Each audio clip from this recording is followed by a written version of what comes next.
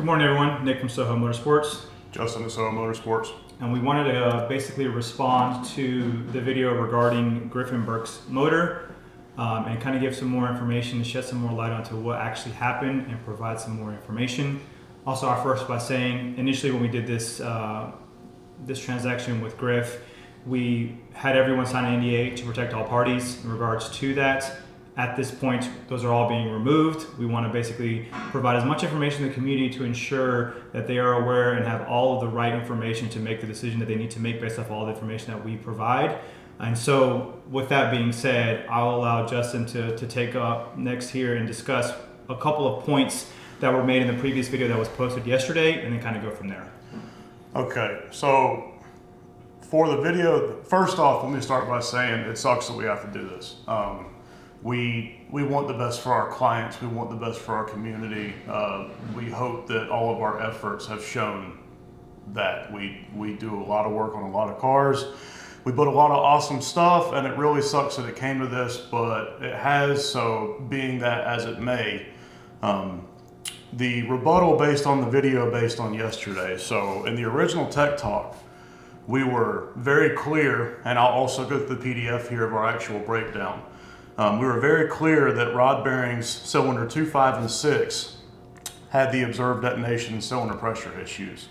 So the gentleman that was in the video held up rod bearing number 6 and said that the reason that damage happened was due to coolant being inside that cylinder and you cannot compress a liquid.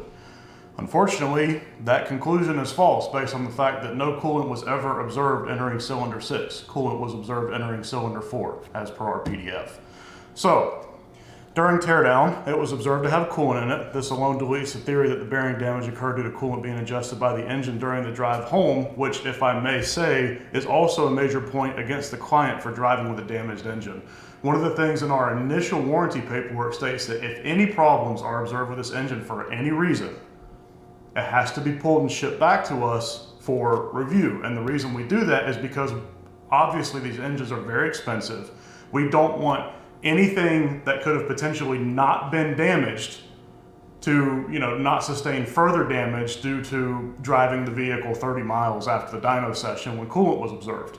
So, regardless of that, we still tried to work with them, as we'll go over. So, the point of copper head gaskets and the sealant. The sealant is called Hylamar. The reason we use this is because copper gaskets are designed for use on dry deck engines. What does this mean? That means that only oil goes from the cylinder block to the cylinder head. This is common in multiple thousands of horsepower, big block Chevrolet, small block Chevrolet, stuffed drag engines. So basically what that means is the copper head gasket becomes a fuse. It becomes a failure point. So that way, if something does happen, you don't burn up your $10,000 big block Chevrolet cylinder head on the track. You don't burn up your $5,000 CNC ported Soho head on the track. You can replace a head gasket and go about your way. Well, there's a lot of factors that can come into making a head gasket fail.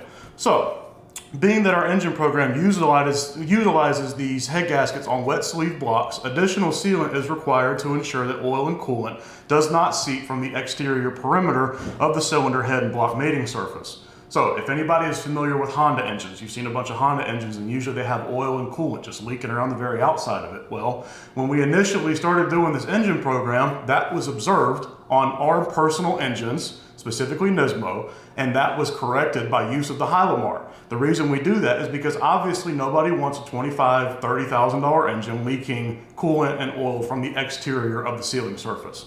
So this Hylamar sealant, it is one small layer of sealant. Yes, it goes into the cylinder. Does it hurt anything? Absolutely not. It in no way affects hoop sealing properties as a mechanical seal by default and by design.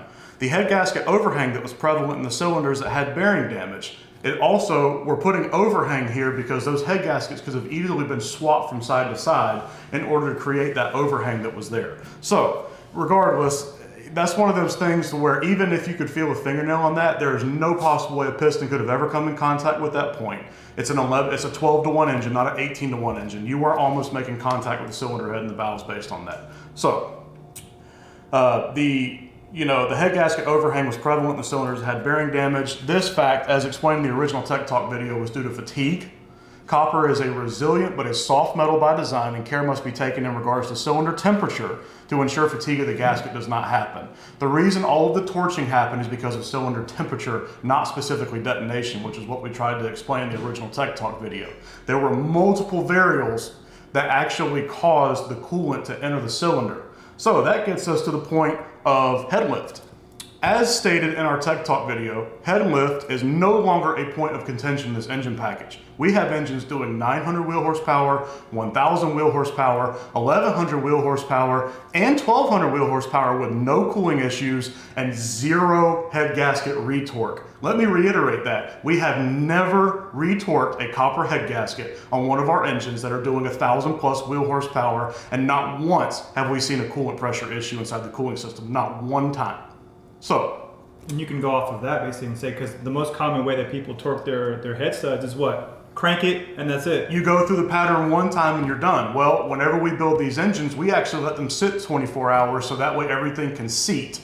And then we retorque them again. So the whole retorque argument, it's a non-argument. Yes, we understand there are a lot of different companies that say you have to do this. Well, a lot of OEM manufacturers probably say you shouldn't turbocharge your car or supercharge your car also. They probably say you shouldn't put aftermarket components in your car because it wouldn't be good for it. There are different ways to get to the right result. Valid point. Yep. So, head lift. Again, head lift does not occur at idle. It only occurs during boost. It only occurs in high pressure, high heat applications. So, the whole thing about the head lift happening, there was no coolant leaking, no cooling system pressure increased observed during tuning whatsoever. The leak happened after the engine was off and cooled, pointing to mechanical damage that occurred during tuning. So, to the last point, based on this video, and there's another point I need to go over, so just small side note in regards to the hardware missing from the timing cover. This is like saying bolts were missing from the throttle bodies that weren't installed. It's completely normal for hardware to be out if an old engine has the accessories and associated hardware that needs to be transferred over. The client was aware and understood this as per verbal communication before the engine was created and shipped. That is because he did not provide a long block for us. We sourced one, a season long block, and then did the engine build from there, so that way whenever the engine got to him, he could simply pull his old engine, transfer parts, put everything back in. So that's another thing where it's like, that's being said, and that's just how this works. We can't make hardware and brackets exist when they don't exist. Last point, Soho as a company did not, in our video, express nor imply any blame. We simply explained what happened and others came to their own conclusions based on the facts. The turbo kit was incapable of making the power the client was after, and the tuner kept shoving boost and timing down the engine's throat to meet the goal, despite the tuner saying in an email that we have that he knew the turbo kit and the intercooler was not capable, but the client said to do it anyways. So I would like to ask you a question. At what point is our long block responsible for somebody knowing that something would damage it and doing it anyway? We will dive into that now. Yep, so I'll pull up an email that I have between myself and Monsef. This was on Wednesday, January 18th, 2023 at 5:31 p.m. And I'll read it word for word and I'll pull it up so everybody can read it together. So it says, head gasket with Evans waterless coolant. This engine was tuned in February of 2020 and is still running and driving to this day. The last 900 Will 370Z I tuned made this power with RGM block, 11:1 compression ratio, OEM head gasket, 625 studs, 25 PSI boost, and 18 degrees of timing on pump 85, 258 turbos. My personal 370Z open deck build has 11:1 pistons, OEM gasket, 625 studs, pump E85, and saw 23 PSI with a PTE 7675. And 19 degrees of timing with no evidence of detonation. This car also uses stock headers like Griffin's did. And we also have the same intercooler ITs. We're in the high 130s at that power level at the end of a pull. It held this power for over a year and the car was driven nearly every day. This is the part that gets interesting. I agree that the back pressure on Griffin's turbo kit was an issue for the power he has set out as a goal for himself. However, him and I had different expectations of how the engine will hold in such a short amount of time. And I had also told him before the head gasket had failed that 850 wheel is where he should keep it, not only because of EMAP, which is exhaust manifold absolute pressure, but because of the intercooler. Only 2 dyno runs were done over 880, the rest were in the 800 to 860 range. I'll stop there. So the next thing I'll pull up is going to be some data that was basically pulled from the data logs that were sent to us regarding all of these pulls. So you'll see, as I pull this information up, there's going to be there's going to be 4 pulls of data log review. The first pull, 24 PSI, you see E-content was 73%, it did about 800 wheel.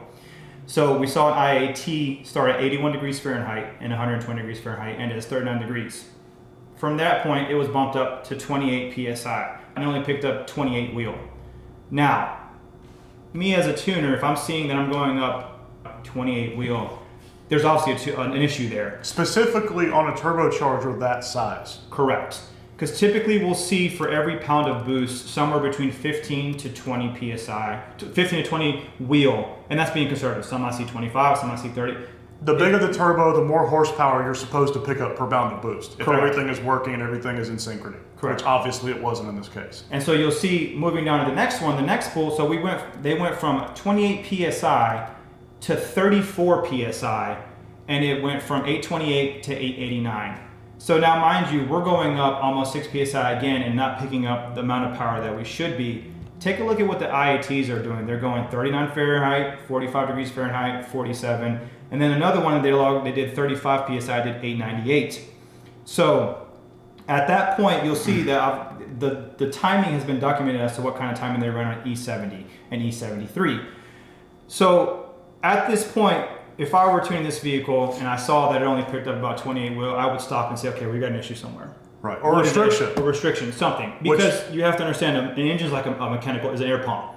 Right. What goes in must come out. Right. And if you cannot get the air out, then obviously shoving more into it down its throat is going to hurt something. That is the entire point of this. When things are happy, and we have this proof, when things are happy and the fuel, the ethanol content's where it's supposed to be and the IATs are where it's supposed to be, stuff sings. It does exactly what it's supposed to do and it doesn't hurt the engine. Again, I reiterate, we have on site a 900 horsepower, a 1000 horsepower, an 1100 horsepower, and a 1200 horsepower VQ that are all still living to this day, and 3 of those are client owned. The only reason the 1100 horsepower car is down, the Nismo, is because we can't keep transmissions in the car, which we're developing a fix for. Correct. And so we'll go back to another email that was sent. And so before, everybody's under the assumption that we didn't offer Griff any help. We actually did offer Griff some help. So I'll go back to that email that I pulled up here in regards to where initially Montef, going back to this email, he had a couple of options to do. Partial refund on the engine build, partial refund for engine intercooler intake manifold, partial sponsorship on a fresh HB between myself and Soho Motorsports.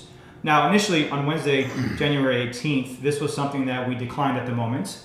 We talked it over with our team, and then another email was sent, which I will pull up now on, let me make sure I pull this up here. All right. And just as a side note, the only reason this was even considered is because Monsef did make the point to say that I hope you take into account the fact I do my best to provide Soho Motorsports independent tuner a healthy following. I have supported Soho Motorsports products and sales to my own clients, which is true. He sells a lot of air-to-air kits to us, which is why we're so devastated over this whole situation. It sucks. Like, we have developed a healthy relationship, and now it comes down to finger pointing because the situation, and basically it's turned into a whole bunch of he said, she said, and that's not what we're interested in. We're interested in facts. That's why we made the Tech Talk video. We want things to be factual. I'll hand it back over to you, Nick. Correct. Yep. And so I'll go back to the email here where basically it's an email between myself, Griffin, Justin, and George, my brother, that was sent to him. It says, Griffin, we know how much time you spent, how much you pushed our engine to all forms of social media, which is why we're shocked to learn that the engine suffered a failure due to outside forces, i.e. excessive EMAP/tuning.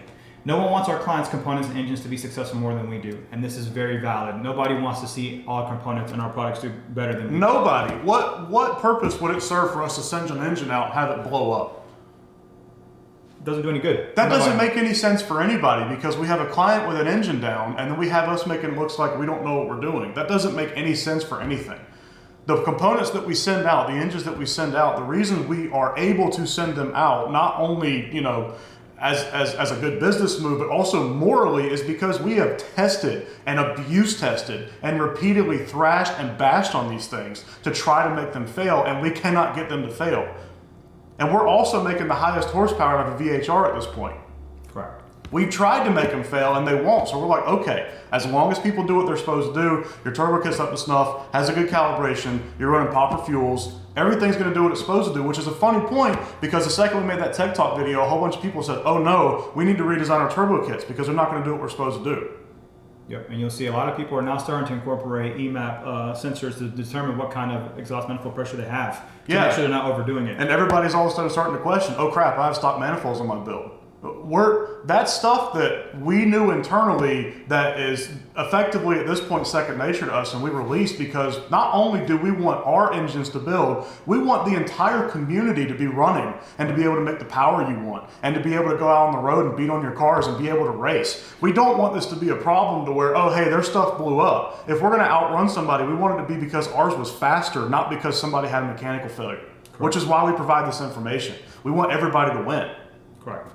Yep, you're 100% right. So going back to the email here, so no one wants our clients' components and engines to be successful more than we do. Legally, we do not have to provide any help as this was not a failure caused by Soho Motorsports. Morally, we want to help. Touching back to what Justin said, morally, yes, we want to help. Of course, after discussing this issue further with our team today, we wanted to offer this option here. So the option was Moncef would cover the labor and machining of the new engine. We would cover all the parts associated with the engine assembly. That would be required. That would be everything from a brand new crankshaft to timing components to pistons to rods. All the parts that come along with that motor itself. Griffin would provide a statement saying it was not a Soho Motorsports engine failure. He would install a front windshield bender on the vehicle just for brand advertisement. And then Griffin engine would be installed. Necessary steps to break in the engine are taken in vehicles tuned here at Soho Motorsports, at which the point the warranty would start over. He would get another year. Right, which means that if we built, installed, and tuned it here, he would have had another year of warranty of coverage, and we're coming out of pocket well over 50% the cost of this engine replacement. Not only that, but our time. Correct. And also the last thing I want to touch on heavily is recommendations from Soho Motorsports to modify a turbo kit to reach horsepower levels are taken in addition to fuel system, fuel type, and water methanol. So we were going to basically assess the turbo kit, see where the weak points are, add the additional water methanol, which we run on all of these high horsepower cars, which a lot of people seem to basically not use when they run the high horsepower cars because they believe that it doesn't help. It does help. Every single car that we have, that is one of the things that we run with them. So all the vital items must be met to allow for us to provide further assistance and ensure another failure does not occur with the situation at hand. Once all parties agree to the terms above, documentation will be sent for review. They will provide terms in detail and estimated time frame for completion. So help was provided, and I will emphasize that. We did not leave Griff out to dry. He was offered a solution, and in that turn, Griff responded back and said, that's not going to work out, and declined that, which I'll put the email up that says that as well too. So it would have been nothing out of Griff's pocket. It would have been between us and Moncef to handle it, and would have gotten another client back on the road. And making horsepower and setting records and outrunning a whole bunch of stuff that it shouldn't at 370Z because these cars were never designed to make this kind of horsepower. A lot of stuff that was said in that rebuttal, in the rebuttal video response, was saying that it was dirty and all this stuff, and it's not factually true is the main issue. That's the main point of contention, is that it's not factually true, which is why we are making this video to explain everything. So now there is no speculation anymore. Everybody has all of the facts, and you can come to your own conclusion. Correct. And then we'll go back to about the head gasket with the RTV being on it. So right. SEC provides that head gasket for that reason, right, to help seal. It is not RTV. It is a sealant that is put on the copper head gasket to prevent it from leaking oil and coolant outside of the engine. Right, so because again, the hoop is a mechanical seal. The reason the hoop works is because it keeps coolant pressure, it keeps coolant pressure out, keeps cylinder pressure in. So that's the whole point of the hoop. So once you damage the head gasket because EMAP is too high, because cylinder temp is too high, and it fatigues, it starts to squish. Well, when stuff starts to squish, it gets loose, and when everything cools down, the engine cools down, the head cools down, everything cools down, you get a leak. And that's when everything opened back up. I see this term getting thrown around so many times, and it's still frustrating because everybody says, oh, it was head lift, oh, it was head lift, oh, it was head lift. False. Head lift happens under high boost, high pressure conditions. It does not happen at idle. Not once has anybody ever seen an engine head lift at idle. It only happens at high boost. And another point, we've seen engines head lift at 35 PSI and then bring it down to 28 PSI and it doesn't pressurize the cooling system anymore. So you know what we do? We say, hey, your engine's good to this much, and we turn it down, pull a degree of timing out of it, say, because obviously engines load up more on the dyno, we send them on the way, they don't have any problems. The main point of this is to know what you are calibrating, know what you are up against, and to be able to catch it before you grenade something. Correct. And you see like the picture here that we'll put up here that shows where it Right. actually has the point of where it had the detonation. You'll see, I'll pull it up here in the video and you'll see it like the arrow is pointing to where. There are classic signs of detonations you can see, because like I said, detonation is like taking a hammer to stuff. It breaks stuff. This wasn't just detonation. It was just a piece of the puzzle. Detonation was a part. Detonation mainly broke the spark plug and the porcelain and shattered all of that. And detonation caused a very little bit of damage inside the cylinder wall. Cylinder pressure and cylinder temperature is what damaged the engine and damaged the head gasket. You don't torch stuff because of detonation. Detonation is a hammer. Pre-ignition / torching it's literally what it says, a torch. It's like taking a blowtorch to something and leaving a flame on something for too long. That's all it is. And unfortunately, with the precision required to put these engines together, which are way beyond OEM manufacturer specifications, by the way, and that includes everything from oil film to the pressures that we run on the pumps to the actual clearances on the bearings from the bearing to the crankshaft. All of this stuff is way elevated over OEM. It's designed to have a little bit of cushion for the extra forces that it requires to make 175 to 200 horsepower per cylinder. So you're having a cylinder doing 175 to 200 horsepower per cylinder when it was designed to do 60 horsepower per cylinder. Correct.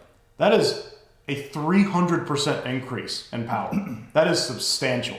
And unfortunately, if fueling is not right, if calibration is incorrect, it only takes one time to get something wrong before stuff is hurt and it has to come back apart again. Correct. And then touching back on that, I'll pull up here some of the, going back to the calibration, I'll pull up a big thing that a lot of people are not too familiar with is basically knock tables and basically increasing certain parameters to allow certain things to get by. So you'll see as I got it pulled up here, the calibration file that was on Griffin's motor, you'll see that the top one has got the file on the right hand side. You'll see the red, which is the number 1, which shows that the knock is engaged. And then with the green with the arrows pointing down is the knock sensitivity for every single cylinder. As I scroll down, you'll see that I have the OEM file pulled up. You'll see that the knock sensitivity on the far hand side on the higher RPM range are around 70 to 80%. On the calibration, it was bumped up to 87 to 102. The biggest thing that we saw that was an issue here is that the intake air temperature compensation was increased substantially. So you'll see here, the OEM table at around 40 degrees Celsius, it'll start to pull a degree of timing. And then from there on, as it goes higher and higher and higher, keep pulling timing. On the calibration file that was on Griff's, there was no intake compensation until it saw 70 degrees Celsius. So 70 degrees Celsius is what, 160, give or take? Yeah, I'm doing it right now. So Fahrenheit Celsius, the formula is 9/5 C plus 32. So you can effectively double the Celsius number and then add 30 to that. So at 70, you're at 165 to 170 Fahrenheit. Before it pulls any ignition timing out. Before it starts pulling timing out. So imagine you have intake air temperature going into a vehicle where it's supposed to be down in the 110 to 120 range, and even that's getting dangerous. And at 110 to 120, keep in mind, we also have water meth behind the intake air temperature sensor to make absolutely sure everything keeps cool. So you've got intake air temperature that's supposed to be 110 to 120 Fahrenheit, and you've got it up at 170 before it starts pulling. And that's in this calibration. That's just right there in the calibration file. You can see it right there. Yep. Those numbers do not lie. You cannot interpret them any other way. Correct. So in conclusion, this should allow everybody to have enough information to make the decision that needs to be made in regards to what happened in this. And like I said, we did offer help. It was declined. And so moving forward, we wish nothing but the best to Monsef and Griff. If they have any questions, they are more than happy to reach out to us. Monsef has my personal cell phone number. They have the shop number. They can call and ask. We're here every single day. And you know, when it comes down to it, if they decided to go through with the initial offer, we would probably go through with it because we want this thing to be alive, just 100%. Like everybody else's engine.